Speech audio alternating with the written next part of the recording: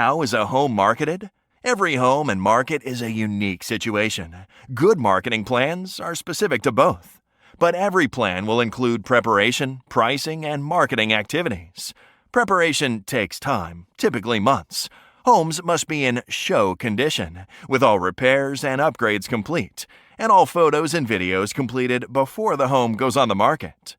Pricing, likewise, should be planned in advance.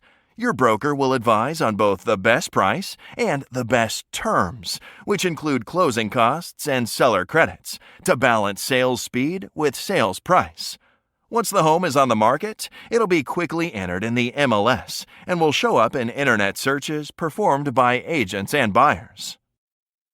Your real estate agent will advise other marketing activities including advertising, signage, showing, and open house events, so make the best of your situation.